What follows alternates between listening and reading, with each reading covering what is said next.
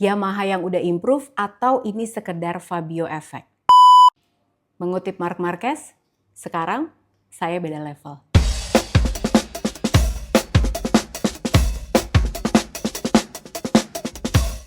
Hai, selamat datang di Pedok Talk. Buat teman-teman yang belum subscribe Pedok Talk, ayo silakan subscribe. Silakan diklik tombol subscribe-nya dan dinyalain notifikasinya.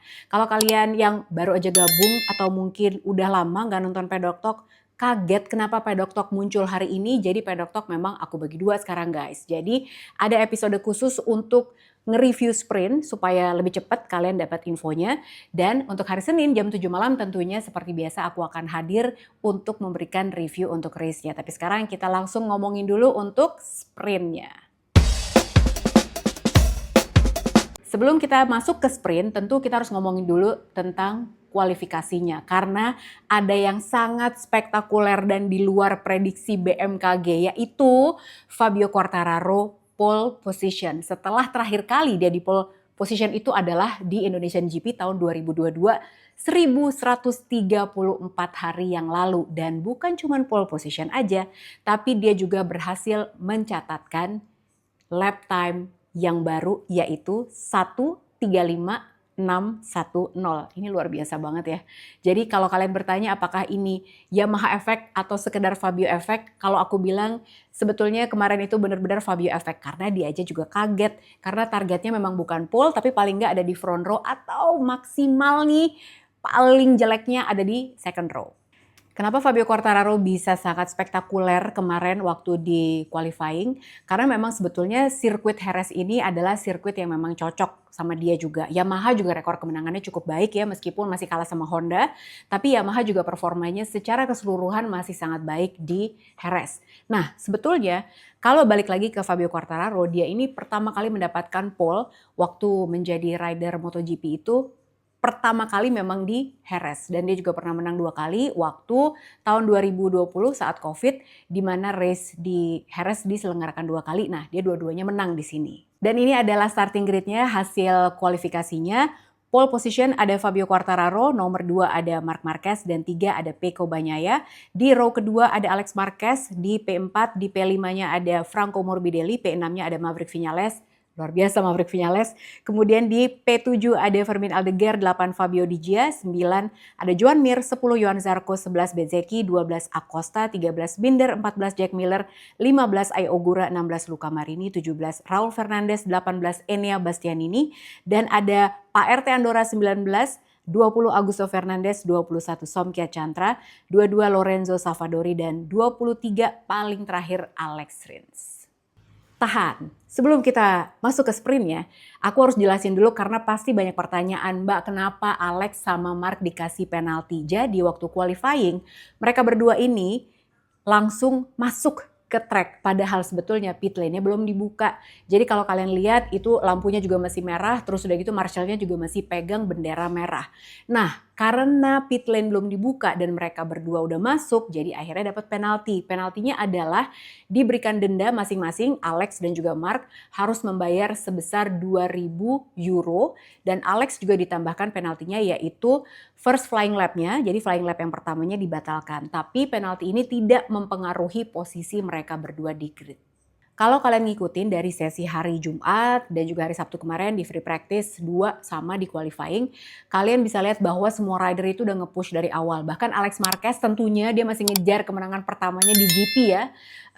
Dia juga udah nge-push dari awal bahkan sampai 2 kali crash. Bahkan crash yang kedua itu cukup serius gitu. Dianya sih nggak apa-apa sebetulnya secara keseluruhan meskipun pergelangan tangan kanannya sempat agak sedikit terkilir, jadi dia sempat melakukan fisioterapi sebentar, tapi akhirnya ya aman aja, kemarin buktinya bisa podium gitu kan di sprint. Nah begitu juga dengan Pecco Bagnaia yang dari hari Jumat sudah mulai menemukan sedikit perbaikan, meskipun sebetulnya kayaknya belum signifikan juga karena dari hari Jumat dia juga udah mencari solusi untuk isu fuel tank yang selama ini selalu menjadi hambatan dia bisa tampil dengan sangat baik di sprint. Di sprintnya kita lihat bahwa Fabio Quartararo yang berada di pole position berusaha untuk memaksimalkan apa yang dia dapatkan, ya kan gitu, udah di pole position pasti pengen ngejar posisi yang bagus dong supaya dia bisa juara, minimal bisa di podium. Nah Startnya memang bagus, tapi masalahnya adalah ada Marc Marquez. Jadi waktu Fabio Quartararo start memang cukup bagus, tapi Marc Marquez langsung mengambil posisi untuk bisa menyerang Fabio Quartararo.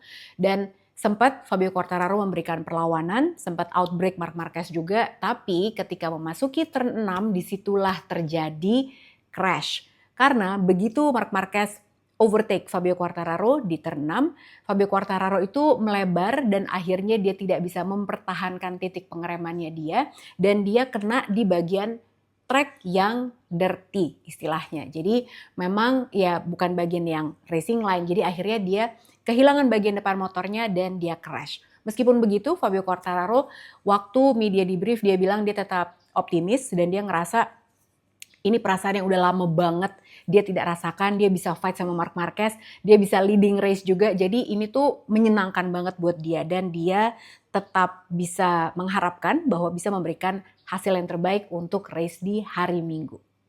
Ini adalah podiumnya teman-teman, jadi seperti yang kalian tahu Marc Marquez menang lagi di sprint di seri kelima ini. Jadi posisi 1 adalah Marc Marquez, posisi 2 adalah Alex Marquez, dan posisi ketiga adalah Pecco Bagnaia. Kenapa sprint di Jerez kemarin tidak terjadi banyak overtake? Karena satu, track di Jerez ini adalah track yang bisa dibilang klasik, track yang udah tua. Jadi ciri-cirinya adalah emang nggak terlalu lebar, jadi cuma 11 meter lebarnya. Akibatnya sulit melakukan overtake, apalagi dengan teknologi motor MotoGP yang semakin lama semakin berkembang, semakin tinggi teknologinya dan motornya jadi semakin kencang.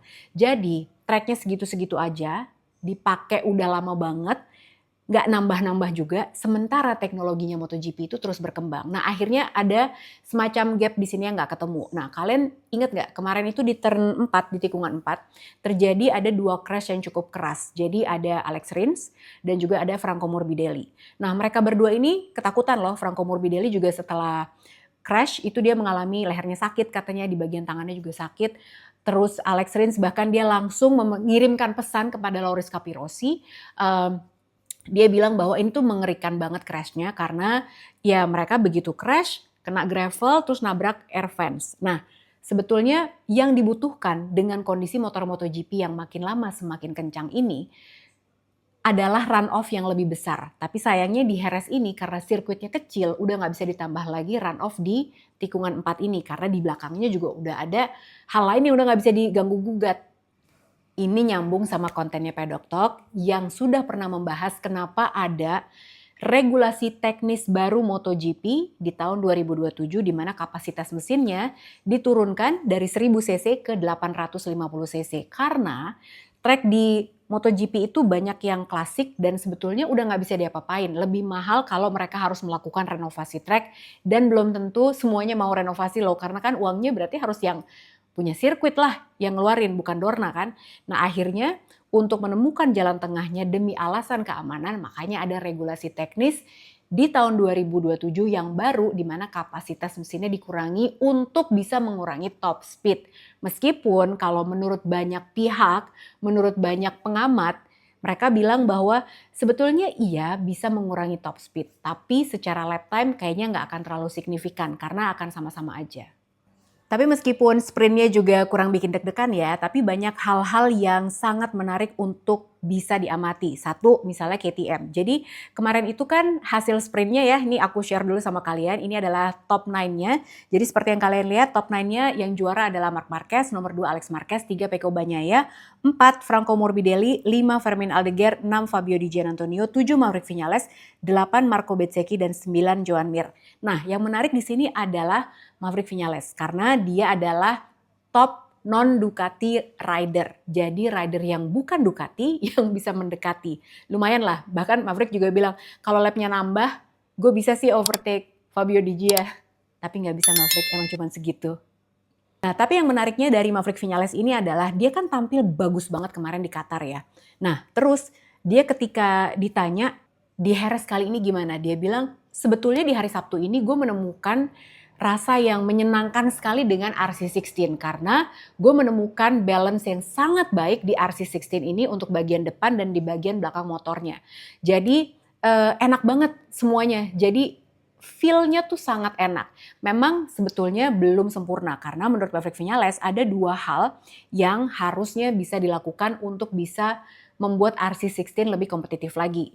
Kalau menurut aku, masalah KTM sekarang ini adalah mereka itu nggak punya arah yang jelas pengembangannya mau kemana. Karena 4 rider ini aja setupnya beda-beda. Sampai akhirnya Viñales menunjukkan performa yang luar biasa di Qatar dan akhirnya dijadikan acuan juga untuk Brad Binder.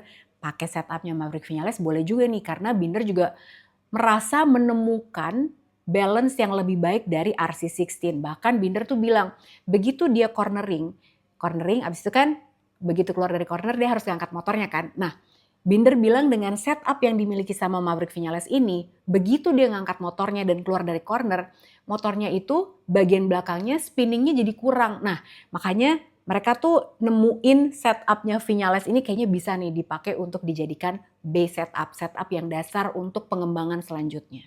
Yang menarik juga adalah performa sang rookie Fermin Aldeguer yang kemarin berhasil finish di P5 dan melihat bagaimana crew chiefnya Frankie Carchedi kayaknya memberikan support yang benar-benar konstan untuk Fermin Aldeguer. Jadi dia kemarin tuh sempat aku lihat di X, jadi wah well done segala macam gitu-gitu, dia memberikan pujian pokoknya buat Fermin Aldeguer. Jadi ya itu ya memang mentalitinya adalah ya emang namanya rookie masih belajar tapi progres apapun harus sangat dirayakan dan selalu diberikan support. 5 kali sprint, 5 kali kemenangan juga untuk Marc Marquez. Dan Marc Marquez kemarin kepada teman-teman media sempat bilang lawan-lawan aku sih harusnya khawatir sama hal ini. Iya juga sih karena siapa yang bisa menghentikan dominasinya, iya kan? Dan kalau sampai ada yang bilang mungkin yang nonton konten ini mungkin juga Marquez lagi. Ya jangan salahin Marc Marquez. Yang harus dipertanyakan adalah kemana rider-rider yang lain. Karena rider yang menang nggak mungkin dong kita suruh pelanin dikit dong mas supaya yang lain kita bisa ngejar juga. Nggak mungkin, namanya juga race ya kan. Jadi sebetulnya yang harus dipertanyakan adalah kemana rider-rider yang lain. Ada loh rider-rider yang pakai Ducati juga ya kan, ada 6. Ada 3 bahkan yang pakai spek yang sama, Marc Marquez, Pecco Bagnaia sama Fabio Di Giannantonio. Nah itu yang harusnya dipertanyakan juga, kemana mereka. Memang Marc Marquez punya talent yang sangat berbeda. Tapi kalau misalnya kita bilang bahwa championship ini jadi membosankan gara-gara Marc Marquez, ya secara objektif menurut aku juga jadi nggak fair gitu ya. Memang untuk fansnya Marc Marquez jadi sangat menyenangkan karena melihat Marc Marquez comeback dari tahun 2020, dia cedera di Jerez bahkan sampai berapa tahun? 3-4 tahun. Dia struggling banget sampai akhirnya dia pindah ke Ducati, masuk ke Gresini dulu dan di situ dia mulai mencari lagi kesenangannya dia naik motor MotoGP sampai akhirnya dia bisa benar-benar mendominasi lagi sekarang. Itu prosesnya juga nggak gampang. Jadi ya kita menunggulah yang lain kapan bisa memberikan perlawanan buat Marc Marquez karena ya emang nggak adil untuk menyalahkan Marc Marquez kalau kita bilang kompetisi ini jadi membosankan. Nah ini nyambung sama komentarnya Marc Marquez waktu hari Kamis saat press conference. Ada satu jurnalis yang menanyakan ke Marc, sebetulnya sekarang kan lo mendominasi banget nih ya. Ngerasa beda level gak sih? Ngerasa lebih bagus gak sih sekarang levelnya daripada waktu di Honda dulu? Nah Marc Marquez bilang bahwa sekarang saya memang berada di level yang berbeda. Kita langsung mikirnya, wah beda level tuh kayaknya gimana gitu ya. Tapi Marc Marquez bilangnya gini, gue gak bilang level gue lebih baik atau lebih buruk ya. Tapi berbeda. Bukan lebih baik, bukan lebih buruk, tapi berbeda. Nah, penafsirannya bisa macam-macam kan. Kalau misalnya kalian punya point of view yang Marc Marquez nih, ya mungkin jadi kelihatannya dia ngomong gitu jadi sombong. Tapi sebenarnya kalau menurut aku ya memang beda. Dan dia juga bilang menambahkan bahwa waktu dia di Honda dia itu masih sangat muda. Belum cedera segala macam. Sementara sekarang dia di Ducati umurnya udah nambah. Dia udah cedera, kondisi fisiknya juga dia bilang ini udah beda loh sama aku waktu tahun 2019 yang sedang mendominasi dengan Honda. Jadi udah beda, itu beda level maksudnya. Review sprintnya udah, sekarang kita langsung masuk ke prediksi untuk race. Prediksi, ini sulit nih karena sebenarnya memang semua rider ini udah kenal banget sama sirkuit Jerez. Tapi memang nama yang akan mendominasi nggak jauh-jauh dari Marc Marquez, Alex Marquez, Pecco Bagnaia, dan juga Fabio Quartararo yang ada di pole. Franco Morbidelli mungkin akan memberikan ancaman juga. Tapi aku menjagokan hari ini untuk menang race masih Marc Marquez. Karena dia pasti punya motivasi lebih. Karena race-nya adalah di kampung halamannya di Spanyol, Alex Marquez pun juga demikian, bisa jadi 1 Marc Marquez, 2-nya Pecco Bagnaia. Kenapa? Karena Pecco Bagnaia memang kalau hari Minggu kuat sih guys. Gimana dong?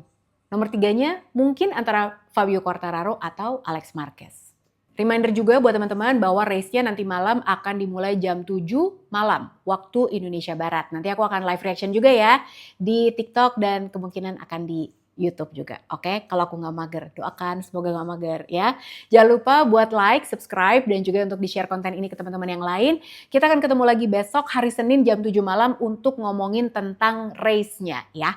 Jangan lupa juga kalau misalnya kalian pengen dapetin konten yang lebih banyak dan lebih cepat tentunya, bisa bergabung jadi membersnya Pedok Talk. Linknya ada di deskripsi video ini. Bayar langganannya hanya 20.000 per bulan, tapi bonus kontennya banyak banget buat kalian. Oke? Sekali lagi terima kasih banyak. Kita ketemu lagi besok review race di Pedok Talk jam 7 malam. Bye!